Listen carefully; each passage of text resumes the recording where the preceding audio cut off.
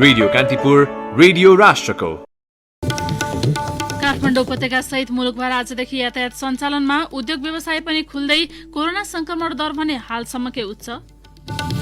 फिर्ता गर्ने सरकारी पहल नहुँदा चोरीका अधिकांश मूर्ति विदेशमै, सम्बन्धित निकायमा पत्राचार गरिए पनि जवाफ नआएको पुरातात्विक विभागको भनाई। भारतले प्याज निर्यातमा प्रतिबन्ध लगाएसँगै बजारमा कृत्रिम अभाव र चरम कालोबजारी, प्रति किलो 60 रुपियाँमा बिक्री भएको प्याज होलसेलमै 120 रुपियाँ पुग्यो। अमेरिकाको अल्बामा र फ्लोरिडा क्षेत्रमा आएको सामुद्रिक आँधीका कारण 5 लाख भन्दा बढी घर तथा व्यापारिक केन्द्रमा क्षति, बाढी पहिरोका कारण विद्युत आपूर्ति समेत ठप्प। र इङ्ल्यान्ड विरुद्धको वानडे सिरिज अस्ट्रेलियाद्वारा आफ्नो पक्षमा, निर्णायक खेलमा इङ्ल्यान्ड 3 विकेटले पराजित। नमस्कार, कान्तिपुर डायरीका साथमा साथी केसु र म प्रतीक्षा। समाचार अब विस्तारमा।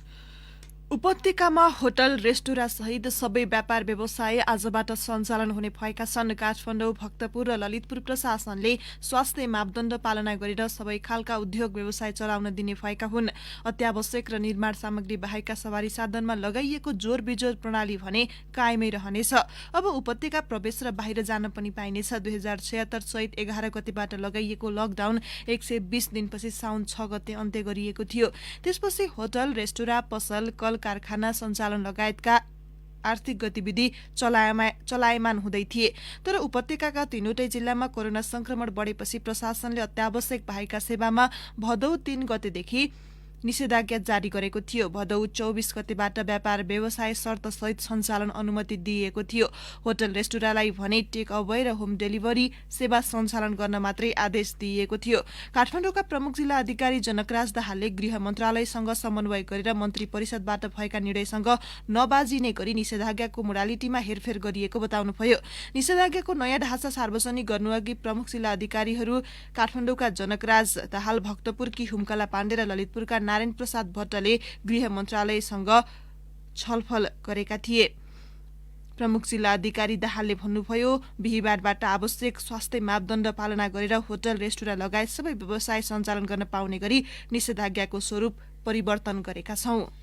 काठमाडौँ उपत्यकामा कार्यालय, यातायात तथा व्यवसाय सञ्चालन भएपछि हिजो हालसम्मकै धेरै संक्रमित देखिएका छन्। स्वास्थ्य तथा जनसङ्ख्या मन्त्रालयका अनुसार देशभर 1539 संक्रमित थपिएका हुन्। मन्त्रालय अन्तर्गतको एपिडेमियोलोजी तथा रोग नियन्त्रण महाशाखा EDCDका वरिष्ठ जनस्वास्थ्य अधिकृत उत्तम कुमार कोइरालाका अनुसार हिजो अबेरसम्म काठमाडौँ उपत्यकामा हालसम्मकै धेरै 772 जनामा कोरोना संक्रमण पुष्टि भएको छ। यसअघि स्वास्थ्य मन्त्रालयको बुधबार अपराह्न 4:15 बजेको नियमित कोभिड प्रेस ब्रिफिङमा भने उपत्यकामा 737 जना संक्रमित पाइएको जनाइएको थियो। उपत्यकामा पछिल्लो एक सातामा मात्रै संक्रमित हुनेको संख्या 4516 पुगेको छ, जसमध्ये अधिकांश संक्रमित 21 देखि 40 वर्ष उमेर समूहका छन्। उपत्यकामा भदौ 30 मा 744, भदौ 29 मा 555, भदौ 28 मा 627, भदौ 27 मा 453, भदौ 26 मा 730 र भदौ 25 मा 635 जनामा संक्रमण पुष्टि भएको थियो। उपत्यकाका सबै ठाउँमा देखिए पनि भक्तपुरको ठिमी, गठाघर, लोकन्थली, ददिकोट, बोडे, बालकोटमा संक्रमितको संख्या उच्च देखिएको छ। काठमाडौँमा सीतापाइला, पुतली सड़क, नयाँ बजार, 32 पुतली, नक्साल, कालीमाटी, महाराजगंज, न्यू रोड, ताहाचल, असन, क्षेत्रपाटी, चाबहिल, स्वयम्भू, बानेश्वर, मैतीदेवी, नैकाप लगायत ठाउँ बढी प्रभावित छन्। ललितपुरमा इमाडोल, लगनखेल, सुनाकोठी, नवबहाल, धापाखेल, जावलाखेल, धोबीघाट, कुपण्डोल, सानेपा, टिकाथलीमा धेरै संक्रमित भेटिएका छन्। संक्रमित मध्ये सुरक्षा निकायका व्यक्तिको संख्या मंगलबार 100 भन्दा बढी रहेकोमा बुधबार यो संख्या 65 भन्दा माथि छ। कोइरालाका अनुसार बैंक कर्मचारी, स्वास्थ्य कर्मी, कैदी, बन्दीमा समेत उल्लेख्य रूपमा संक्रमण देखिएको छ। स्वास्थ्य मन्त्रालयको पछिल्लो तथ्याङ्क अनुसार हिजोसम्म काठमाडौँमा 11235, भक्तपुरमा 1143 र ललितपुरमा 1285 गरी उपत्यकामा 13663 जनामा संक्रमण पुष्टि भएको छ। कोरोना संक्रमणबाट हिजो 8 जनाको मृत्यु पुष्टि भएको छ। सप्तरीको खडक नगरपालिका 3 का 35 वर्षीय युवकको धरानस्थित बीपी कोइराला स्वास्थ्य विज्ञान प्रतिष्ठानमा हिजो बिहान मृत्यु भएको हो। यस्तै मोरङको बेलबारी 9 बाहुनीकी 64 वर्षीय महिलाको विराटनगर स्थित नोबेल अस्पतालमा मंगलबार राति मृत्यु भएको छ। काभ्रेको पनौती नगरपालिका 3 का 41 वर्षीय पुरुषको पनि काठमाडौँ मेडिकल कलेजमा मंगलबार राति मृत्यु भएको छ। काभ्रेकै 55 वर्षीय महिलाको पनि मृत्यु भएको छ। कैलालीको धनगढी 5 की 57 वर्षीय महिलाको सेती प्रादेशिक अस्पताल धनगढीमा मृत्यु भएको छ। यस्तै 12 की 46 वर्षीय महिला, काठमाडौँका 71 र 74 वर्षीय महिलाको पनि कोरोना संक्रमण कारण संक्रमणका कारण ज्यान गएको स्वास्थ्य मन्त्रालयले जनाएको छ।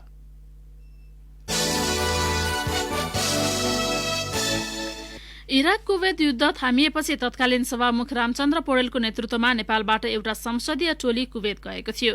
त्यही भ्रमण टोलीलाई एकजना ब्रिटिश मूलकी महिलाले आफ्नो व्यक्तिगत म्युजियमको भ्रमणका लागि ताकेता गरिन्। ती महिलाको घरमा पुग्दा भित्री कोठाको भित्तामा सिसा फ्रेममा सजाएर राखिएको देखियो हाम्रा भैरवको तान्त्रिक लुगा। सो टोलीमा सहभागी प्रतिनिधि रमेशनाथ पाण्डेले त्यसबारेमा चासो राख्नु भएको थियो, तर तत्काल फलोअप गरिएन वा सम्भव पनि भएन, किनभने कुवेतमा नेपाली दूतावास स्थापना भएकै थिएन। पाण्डे सम्झनुहुन्छ, त्यो हाम्रो संस्कृति र सभ्यतामा जोडिएको सम्पत्ति थियो, तर कुवेतमा कसरी पुग्यो भन्ने सरोकार कहिले पनि अघि बढेको मैले पाइन। पाटनको नारायण मन्दिरबाट 36 वर्ष अघि चोरिएको पुरातात्विक महत्वको वासुदेव कमलाजा मूर्ति अमेरिकाको टेक्सास राज्य स्थित डल्लास म्युजियम अफ आर्टमा प्रदर्शन भएपछि मात्रै गत मङ्सिरमा यसबारे जानकारी बाहिर आयो। सन् 1989 मा प्रकाशित लैनसिंह बाङदेलको स्टोलन इमेजेस अफ नेपालमा समेत उल्लेख भएको यो मूर्ति सन् 1984 मा चोरी भएको जनाइएको छ। सांस्कृतिक सम्पत्ति आयात निर्यातमा प्रतिबन्ध लगाउने बारेको अभिसन्धिका आधारमा यो मूर्तिलाई नेपाल फर्काउन सकिने भन्दै पुरातत्व विभागले परराष्ट्र मन्त्रालय, इन्टरपोल, निकाय आदि मार्फत पत्रचार पनि गर्यो। विभागका प्रवक्ता रामबहादुर कुँवर भन्नुहुन्छ, पत्रचार गरिएको हो तर अहिलेसम्म कुनै ठोस जवाफ आएको छैन। पूर्व परराष्ट्र मन्त्री समेत रहेका पाण्डे भने यसरी पत्रचार गरिएको हो तर जवाफ आएन भनेकै भरमा आफ्नो सम्पदाको पहिचान र अपनत्व कायम हुन नसक्ने बताउनुहुन्छ। सन् 1985 को नोभेम्बरमा सम्पन्न संयुक्त राष्ट्रसङ्घको 40औं महासभा बैठकमा आफूले पेश गरेको र अनुमोदन समेत भइसकेको सांस्कृतिक सम्पत्ति फिर्ता गर्ने सम्बन्धी प्रस्तावनाका आधारमा पनि चोरिएर कहीँ कतै पुगेका सम्पदा फर्काउन सम्भव हुने पाण्डे बताउनुहुन्छ। झण्डै 35 वर्ष अघि काठमाडौँ उपत्यकाबाट हराएर एकैचोटि 3 वर्ष अघि अमेरिकाको मेट्रोपोलिटन कला संग्रहालयमा फेला परेका उमा महेश्वर र बुद्धको मूर्ति घर फर्काउन न्युयोर्क स्थित तत्कालीन महावाणिज्य दूत मधु मरासिनीले विशेष पहल गर्नुभएको थियो। यी दुवै मूर्ति 800 वर्ष पुराना हुन्। उमा महेश्वरको मूर्ति पाटनको टंगाल हिटी र बुद्धको पूर्णकतको मूर्ति काठमाडौँको यटका टोलमा रहेका थिए। सिन्धुपाल्चोकको रामजे केन्द्रबिन्दु भएर हिजो सबेरै 6 म्याग्निट्युडको भूकम्प गयो। ठूलै झड्काले सबै यात्री ज्यान जोगाउन भागदौड गर्दै कतिपय सड़कमा पनि पुगे। धन्न मानवीय क्षति भएन। 2072 वैशाख 12 को भूकम्पपछि हिजोसम्म 50,000 भन्दा बढी परकम्प गएका छन्। त्यस दिन 11:56 गोर्खाको बारपाकलाई केन्द्रबिन्दु बनाएर 7.6 म्याग्निट्युडको भूकम्प गएको थियो। त्यसयताका कतिपय कम्पनलाई सर्वसाधारणले नयाँ भूकम्पका रूपमा बुझ्दै आए पनि भूकम्पविदहरूले आफ्टरसक अर्थात परकम्प नै भएको बताएका छन्।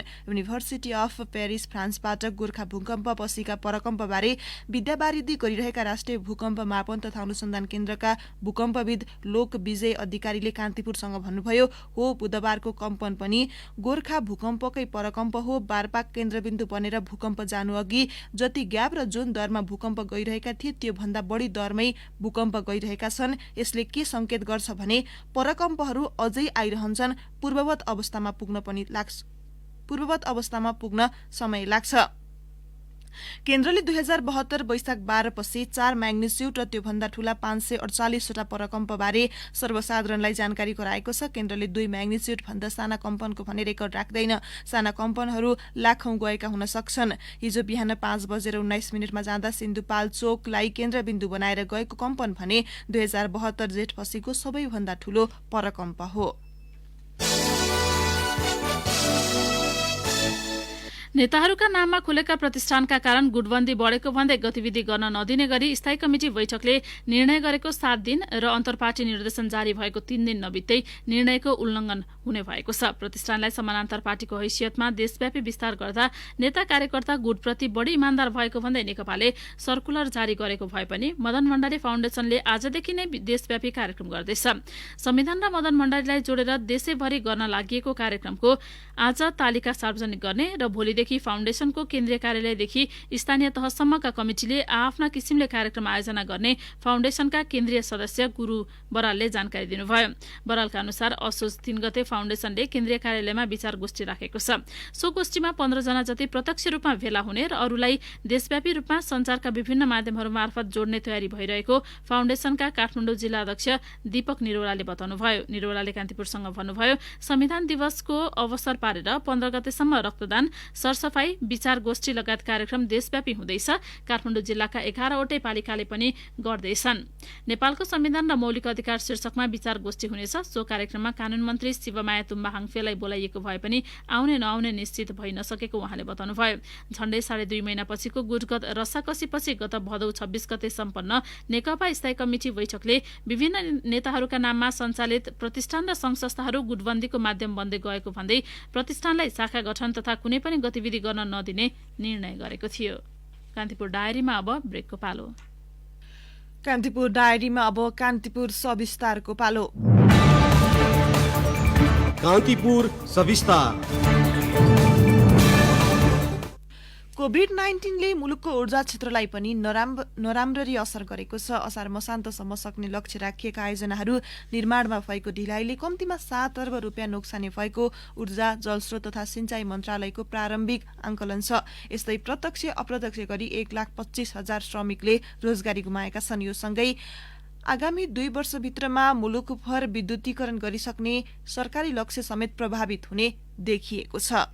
अँध्यारोबाट बिस्तारै उज्यालोतर्फ लम्किँदै गरेको मुलुकमा ठूला साना गरी 3000 मेगावाट क्षमताका जलविद्युत आयोजना निर्माणका क्रममा छन्। यसमा 6 खर्ब लगानी भइसकेको छ। थप 3000 मेगावाट विद्युत थपिने क्रममा छन्। ऊर्जा मन्त्री वर्षमान पोलले 2 वर्षअघि श्वेत पत्र मार्फत 2 वर्षभित्रमा मुलुक विद्युतमा आत्मनिर्भर हुने, 5 वर्षभित्रमा 5000 मेगावाट र 10 वर्षमा कम्तीमा 15000 मेगावाट विद्युत उत्पादन गर्ने महत्वाकांक्षी घोषणा गरेका थिए। तर कोभिड-19ले सरकारी लक्ष्य पूर्ण प्रभावित हुने देखिएको छ। गत आर्थिक वर्ष मात्रै 1000 मेगावाट राष्ट्रिय ग्रिडमा जोड्ने लक्ष्य भए पनि 200 मेगावाट मात्रै विद्युत उत्पादन गर्न सकिएको ऊर्जा मन्त्रालयका सचिव दिनेश घिमिरेले बताए। यो गत आर्थिक वर्षमा हामीले करिब 1000 मेगावाट जलविद्युत हाम्रो प्रणालीमा थप्ने लक्ष्यका साथ अघि बढेका थियौँ र त्यो लक्ष्य यथार्थपरक ढङ्गले अघि बढिरहेको थियो। तर काम हुने सिजनमा जुन महामारीको भोग्नु पर्यो, त्यसले गर्दा हामीले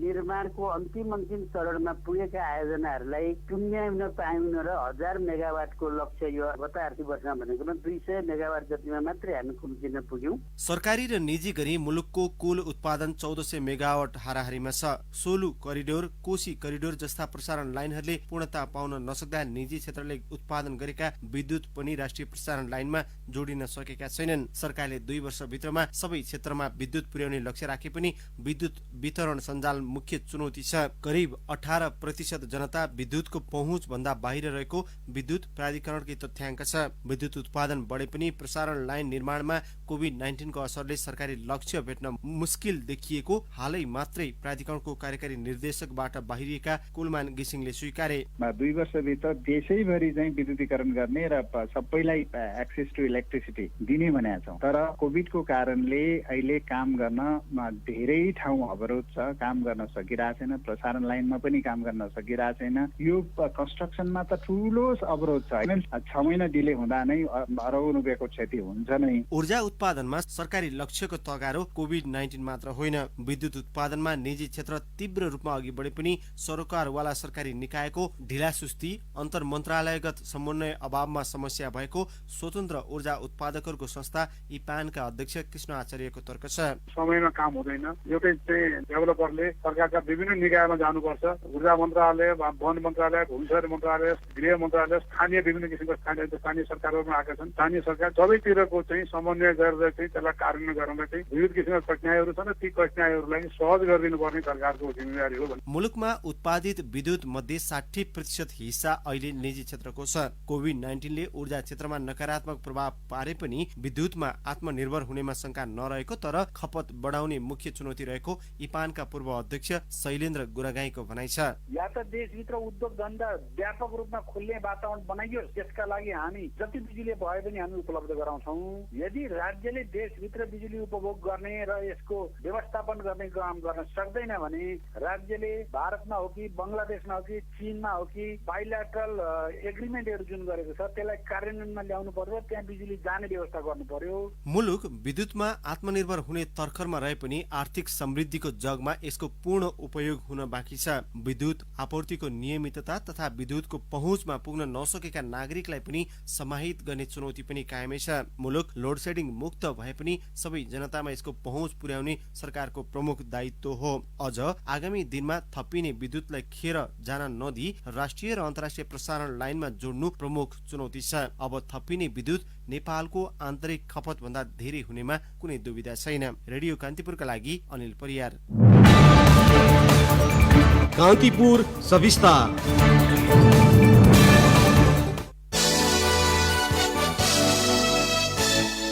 2072 को भूकम्पबाट देशभर 32 जिल्ला प्रभावित भए, जसमा 14 अति प्रभावित र 18 जिल्ला कम प्रभावितको सूचीमा छन्। लाभग्राहीको सूचीमा रहेकाको संख्या 8,34,911 थियो। त्यस्तै प्रबलीकरण गर्नुपर्नेको संख्या 77,325 थियो। देशभर संरक्षण गर्नुपर्ने बस्ती 340 वटा र स्थानान्तरण गर्नुपर्ने 299 वटा थिए। सबै गरेर 639 बस्ती जोखिममा देखिएका थिए। राष्ट्रिय पुनर्निर्माण प्राधिकरण मार्फत गरिएको प्रारम्भिक अध्ययन अनुसार अझै केही बस्ती स्थानान्तरण र संरक्षण गर्नुपर्ने देखिएको छ। 5 वर्षमा पनि जोखिममा रहेका बस्ती स्थानान्तरण र संरक्षण गर्नेतर्फ राम्रो काम हुन सकेको छैन। राष्ट्रिय पुनर्निर्माण प्राधिकरणका सहप्रवक्ता मनोहर घिमिरेका अनुसार रेट्रोफिटिङमा अपेक्षित प्रगति छैन। रेट्रोफिटिङ गर्नेले 2 किस्ता गरेर 1 लाख पाउँछन्। उहाँले भन्नुभयो, पहिलो किस्ता करिब 55,000 जतिले लिएका छन्, दोस्रो किस्ता लिने 300 मात्रै छन्।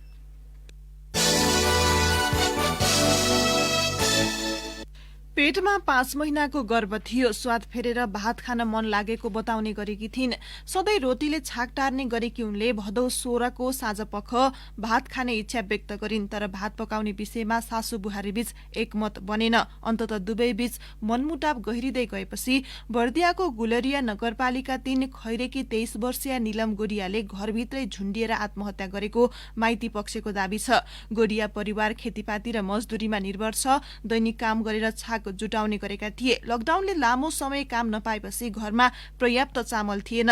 भदौ 16 को साँझपख निलमले सासू लक्ष्मीसित भात पकाउने अनुमति मागिन्। तर चामल कम रहेको र परिवारका अन्य सदस्यले पनि रोटी खाने भनेपछि भात पकाउन अनुमति मिलेन। निलमका श्रीमान ओमकारका अनुसार घरमा करिब 15 किलो चामल थियो। कहिलेकाहीँ मात्रै भात खाने भन्दै उनीहरू दिनौ रोटीले गुजारा गरिरहेका थिए। आमाले बुहारीका लागि मात्र भात किन पकाउने भनेपछि त्यस दिन घरमा भात नपाकेको उनले बताए। उनले भने थोरै चामल लगेर पकाउँछु भनेकी थिइन्। आमासँग अनुमति लिएकी हुन्। त्यसपछि भात खानकै लागि निलमले सापटीका रूपमा 1 किलो जति चामल माइतीमा लगिन्। घरबाट 50 मिटरको दूरीमा छ उनको माइती घर। 1 किलो भन्दा धेरै चामल लगेको भन्दै सासू र बुहारी बीच फेरि भनाभन भयो। त्यसपछि निलमले लगत्तै आफ्ना बाबु रमेशसँग चामल मागेर सासूलाई फिर्ता गरिदिइन्। लक्ष्मीले भने बुहारीले चामल माइत लैजाने बेला आफू घरमा नरहेको र बुहारीसँग झगडा नभएको दाबी गरिन्। समाजमा अन्याय भए पञ्चलाई बसाउनु भन्ने मान्यता ग्रामीण समाजमा अझै कायम छ। तर पञ्चहरूकै निर्णयले 17 वर्षीय किशोरी आत्महत्या गर्न बाध्य भएकी छिन्।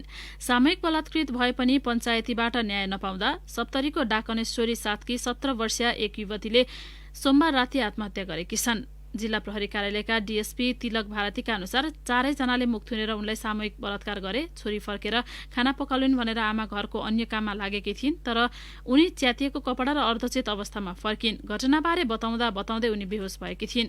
आमाले छरछिमेक गुहारिन्। तत्कालै साथ दिने कोही भएन। बलात्कारीहरू गाउँ आए र दबाब दिन सुरु गरे। पीडित किशोरीकी आमा दोषीलाई कारबाही गराउन साथ दिन भन्दै टोल दैलो चाहर्न थालिन्। दिउँसो 8-10 जना कथित पञ्चहरू भेला भए। उनीहरूमध्ये कसैले पनि युवतीको पक्षमा बोलेन्। सुरुमा बिना आधार बलात्कारको आरोप लगाएको भन्दै उल्टै झपारे।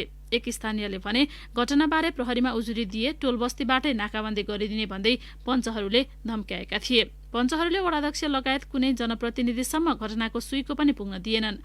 बलात्कारको कुरा बाहिर गए टोल समाजको बेइज्जती हुने र ती युवतीको बिहे कतै नहुने भन्दै गाउँमै मिल्न दबाब दिएका थिए। वडाध्यक्ष रामनारायण चौधरीले भन्नुभयो, 50-55 हजार रुपियाँ लिएर मिल्न दबाब दिएको कुरा सुने। तर ती युवती र उनकी आमाले त्यसमा सहमति जनाएनछन्। सामान्य परिवारलाई पञ्चहरूले बन्दी बनाएर समाजमा उदण्डता र अश्लीलता फैलाउने किसिमको काम गरे। प्रहरीमा उजुरी गरे वा टोल बाहिर घटनाबारे जानकारी दिए जे पनि गरिदिने धम्की दिएपछि पीडित परिवार घरभित्र थुनिन बाध्य भएको थियो। बलात्कृत भएपछि पटक पटक बेहोस बनेकी ती युवतीको उपचारमा न कसैले चासो दियो न त न्यायको पाउने आश नै रह्यो। राति आफ्नै घरमा झुन्डिएको अवस्थामा ती युवती फेला परिन्। ती युवतीको आत्महत्यापछि बल्ल जनप्रतिनिधि र प्रहरीमा घटनाबारे खबर पुगेको छ। पञ्चायतीमा सहभागी मध्ये जयकान्त मण्डल, सत्यनारायण मण्डल र वासुदेव मण्डललाई प्रहरीले नियन्त्रणमा लिएको छ। बलात्कारमा संलग्न धर्म मण्डल, विष्णु मण्डल, रञ्जित मण्डल र बबलु मण्डल फरार छन्।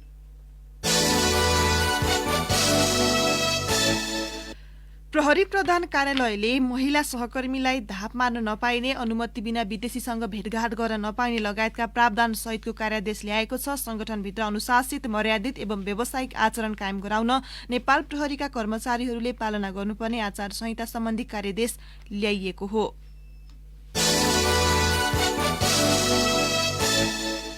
ज्वरो बढेपछि अस्पताल भर्ना भएका कंग्रेस महामन्त्री शशाङ्क कोइरालाको स्वास्थ्य स्थिति सुधारोन्मुख छ। कोरोना संक्रमण पुष्टि भएपछि महाराजगंज स्थित घरमै आइसोलेसनमा रहेका उनलाई निमोनियाको आशंकामा मंगलबार राति चाबैलको ओम अस्पताल भर्ना गरिएको थियो।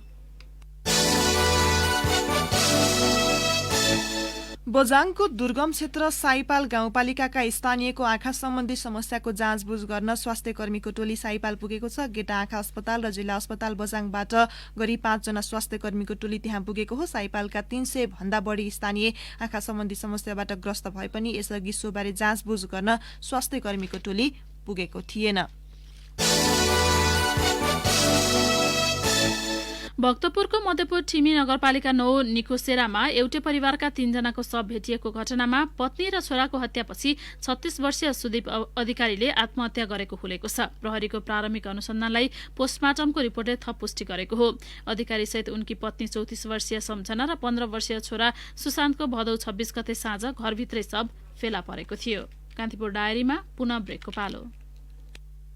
अब आर्थिक प्रसंग। भारतले प्याज निर्यातमा प्रतिबन्ध लगाएसँगै नेपालमा कृत्रिम अभाव र कालोबजारी शुरू भएको छ। व्यवसायी संगठित भएरै कृत्रिम अभाव गराइरहेका छन्। भारतले भदौ 29 देखि निर्यात रोकेको थियो, त्यस लगत्तै यहाँ कालोबजारी शुरू भएको हो। कालीमाटी फलफूल तथा तरकारी बजार विकास समितिका एक अधिकारीले भने 2-3 दिनमै होलसेलमै मूल्य दोब्बर भयो, यो अस्वाभाविक हो। भदौ 29 मा होलसेलमा प्रति किलो 60 रुपियाँमा बिक्री भएको ती अधिकारी बताउँछन्। 31 गतेसम्म आइपुग्दा होलसेलमै प्रति केजी 120 रुपियाँसम्म बिक्री भइरहेको छ। खुद्रा बजारमा किलो कोही 140 रुपियाँसम्म पुगेको छ। वाणिज्य आपूर्ति तथा उपभोक्ता हित संरक्षण विभागका प्रवक्ता रविन्द्र आचार्यले भन्नुभयो, भारतले निर्यात प्रतिबन्ध लगाउने बित्तिकै अभाव हुनु सम्भव छैन, तर कालोबजारीमा व्यापारी संगठित भएर लागेको देखिन्छ। यति छिट्टै प्याज सकिँदैन, स्टक रित्तिने अवस्था छैन, तर व्यापारीहरूले लुकाए। बजारमा कृत्रिम अभाव र कालोबजारी शुरू भएपछि हिजो काठमाडौँ महानगरपालिकाले वाणिज्य प्रहरी र उपभोक्ता अधिकार कर्मी सहितको संयुक्त अनुगमन गरेको थियो। अब अन्तर्राष्ट्रिय प्रसंग। अमेरिकाको अल्बामा तथा फ्लोरिडा क्षेत्रमा सामुद्रिक आँधीका कारण 5 लाख बढी घर तथा व्यापारिक केन्द्रमा क्षति पुगेको छ। आँधीका कारण रुखहरू बाटोमा ढल्नुका साथै बिजुली आपूर्ति समेत ठप्प भएको रोइटर्सले उल्लेख गरेको छ। अमेरिकाको आँधी मापन केन्द्रले ऐतिहासिक शक्तिशाली आँधीले अकल्पनीय क्षति पुर्याएको जनाएको छ। 113 किलोमिटर प्रति घण्टाको वेगमा आएको आँधी र वर्षाले अल्बामा क्षेत्रमा पहिरो समेत खसेको छ। पछिल्लो 24 घण्टामा मात्र सो क्षेत्रको समुद्री किनारको सतह 46 सेन्टिमिटरले बढेको छ। पेन्साकोटा फ्लोरिडा क्षेत्रको सड़कमा मात्र 5 फिटसम्म पानी भरिनुका साथै सड़क तथा पुलमा क्षति पुगेको छ। आँधीबाट $3 अर्ब बराबरको क्षति पुग्न सक्ने अनुमान गरिएको छ। अब खेल प्रसंग। इंग्ल्याण्ड विरुद्धको वन डे सिरिज अस्ट्रेलियाले जितेको छ। ओल्ड ट्राफोर्डमा गैराती भएको रोमाञ्चक खेलमा इंग्ल्याण्ड विरुद्ध 3 विकेटको जित हात पार्दै अस्ट्रेलियाले 2-1 ले सिरिज आफ्नो पक्षमा पारेको हो। इंग्ल्याण्डले दिएको 303 रनको उच्च लक्ष्य अस्ट्रेलियाले अन्तिम बलमा 7 विकेट गुमाएर भेटायो। 73 रन जोड्दा 5 विकेट गुमाइसकेको अस्ट्रेलियाको इनिङ्स उकास्न ग्लेन म्याक्सवेल र एलेक्स क्यारीको 212 रनको साझेदारी गरेका थिए। म्याक्सवेलले 90 बलमा 108 रन बनाए भने क्यारीले 106 रनको योगदान दिए। इंग्ल्याण्डका क्रिस ओक्स र जोए रूटले 2-2 तथा जोर्फ्रा आर्चर, अदिल रसिदले 1-1 विकेट लिए। त्यसअघि टस जितेर पहिले ब्याटिङ गरेको घरेलु टोलीले निर्धारित ओभरमा 7 विकेट गुमाएर 302 रन बनाएको थियो। माथिल्लो क्रमका ब्याट्सम्यानहरू जसन रोय र जोए रूट खाता नै नखोली पवेलियन फर्किएको इनिङ्समा ब्रेस्टोले सर्वाधिक 112 रन बनाए। यस्तै स्याम विलिङ्सले 57 तथा क्रिस ओक्सले नट आउट आउट रहँदै 53 रन बनाए। अस्ट्रेलियाका मिचेल स्टार्च र अडाम जाम्पाले समान 3 तथा प्याक क्युमिन्सले 1 विकेट लिए। यसअघि भएको 3 म्याचको 2020 सिरिज घरेलु टोली इङ्ल्यान्डले 2-1 ले आफ्नो पक्षमा पारेको थियो। अब मौसम सम्बन्धी जानकारी। काठमाडौँ उपत्यका सहित मुलुकका अधिकांश भूभागमा आज बदली रही केही स्थानमा मेघ गर्जन सहित वर्षाको सम्भावना रहेको जल तथा मौसम पूर्वानुमान महाशाखाले जनाएको छ। केही बेर अघि 21 डिग्री सेल्सियस मापन गरिएको काठमाडौँ उपत्यकाको अधिकतम तापक्रम आज 27 डिग्री सेल्सियससम्म पुग्नेछ। सूर्योदय बिहान 5:50 भयो भने सूर्यास्त साँझ 6:06 हुनेछ। हवस् त कान्तिपुर डायरीको यो बुलेटिन अहिलेलाई यही सकिन्छ। केशु र प्रतीक्षा बिदा हुन्छौँ। नमस्कार।